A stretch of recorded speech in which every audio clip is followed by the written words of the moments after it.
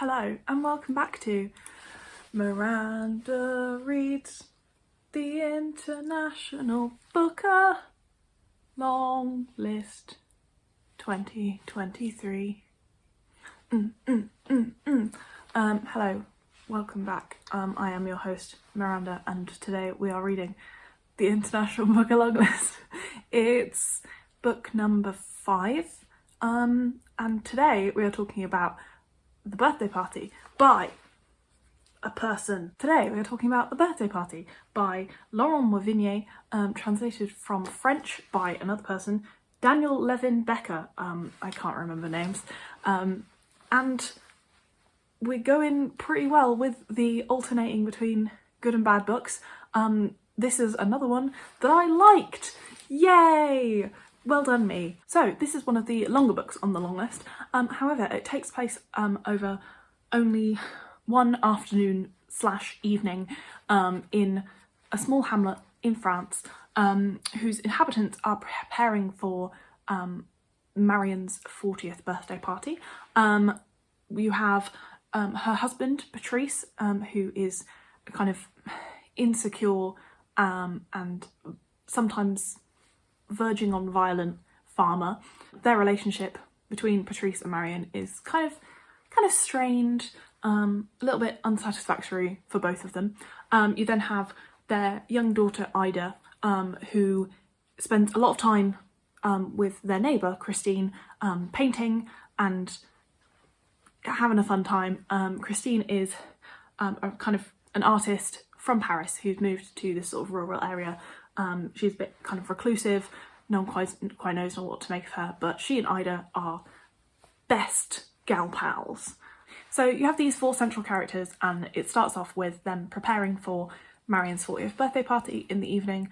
It kind of opens up initially with Christine receiving threatening letters, anonymous letters, one of which was in the post, and then one was directly posted under her door or through her letterbox, delivered directly to her house, basically. This starts you off down a kind of tense, mysterious path that only gets more tense and more scary, honestly, because as the days go on and the kind of preparations continue and then the party begins, there are some strange visitors, shall we say, to the hamlet. I say hamlet because that's how it's described in the book. It's basically just like 3 houses, one of which is a kind of farm with stable and shed and things like that, and a barn.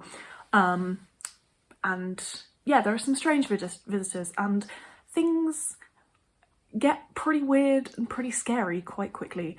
But not quite quickly, because this book is told in immense detail and moves incredibly slowly.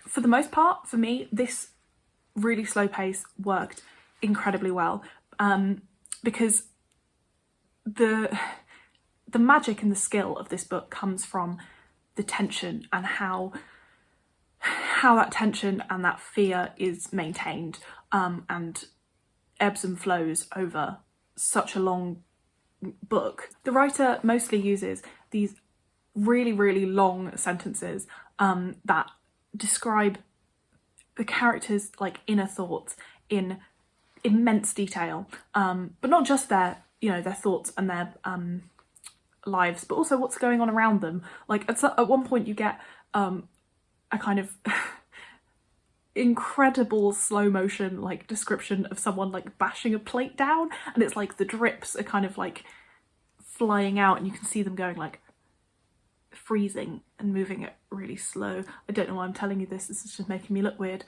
I'm miming it. But when he is describing their thoughts, he doesn't just talk about the things that they're consciously thinking. It's also every thought and like feeling that they have.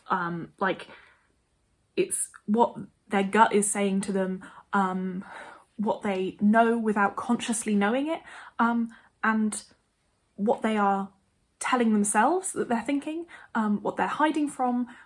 It's there's so many complex thoughts in each little moment, and because of this, obviously you get a very, very detailed picture of these characters and their relationships. It starts off with these really long sentences just kind of setting up the relationships between the different characters, not all of them, and what they're doing, how they feel about what they're doing, things like that.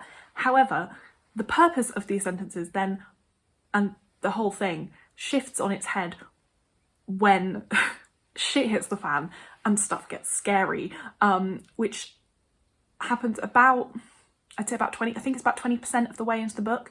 So if you're reading the first, like, you know, 100 pages maybe, and thinking, this isn't going anywhere, just wait, because then all will go somewhere. But these long sentences, as things get more tense and scary, they almost leave you like breathless as you're like desperately trying to like get to the end, because, you know, they're constantly like moving and changing and shifting, and it's like in a cartoon when you, like, a character sees like the shadow of a scary character, and then they see the shadow on the floor and they kind of look up, all the way up really slowly, and then they finally see who it is.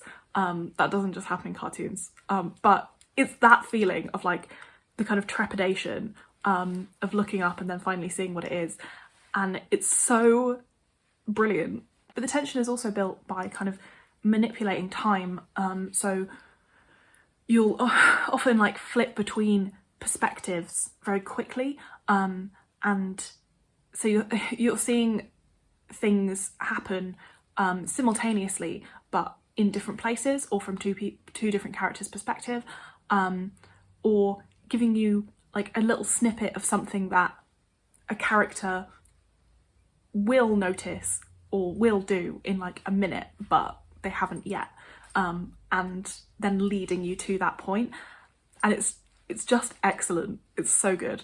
So because of this, I found quite a lot of this book absolutely terrifying.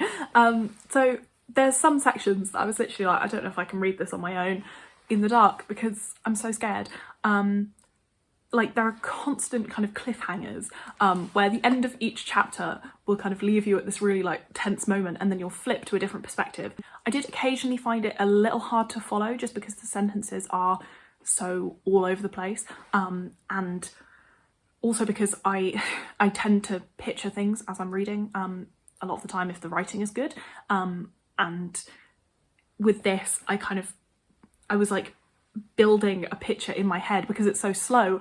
I was sort of, you know, building all of the things that I knew, but I didn't know things fully, so I was kind of struggling to keep track of where all the pieces were in my kind of mental image because it was building up so slowly. Generally, the pacing is excellent, and that's what really matters in a book like this, where it's really long and really slow and really tense. I think the middle kind of third, that's quite a big chunk of the book, but it kind of lost me a little bit, because it didn't feel to me like it was going anywhere for quite a while. Like, it felt like the characters' interactions and thoughts were kind of repeating, and you're like, yeah, I get this, I know what's going on, and I just kind of wanted more, I wanted to know more. So I think that section could have been maybe cut down a little bit, but overall, loved it, had a great time, and I think it is so well done and so just a brilliant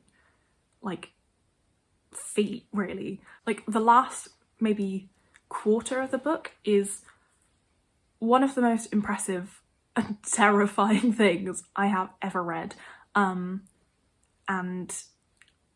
I actually felt like exhausted afterwards. As well as being like terrifying and tense, it also explores like relationships and misogyny and violence, and masculinity in such interesting ways, and in just the most complex emotions, because you're getting all this detail. There's so much going on, and it just feels like, you know, how real people think and feel, because there's so many layers to what they're all thinking, and it's just great. It's just great. So that's book number 5. While I'm filming this, God knows when it'll go up because I'm really procrastinating editing these. while I'm filming this, I'm currently reading While We Were Dreaming by Clement Mayer, I think his name is, I can't remember, which I was partly reading because I thought it would be a negative one after my positive birthday party experience. You'll have to wait and see if that is the case. So will I, because I'm about 60% of the way through and I still haven't entirely made up my mind. So yeah, anyway, that's that. Thank you very much for watching, and I will see you in my next review.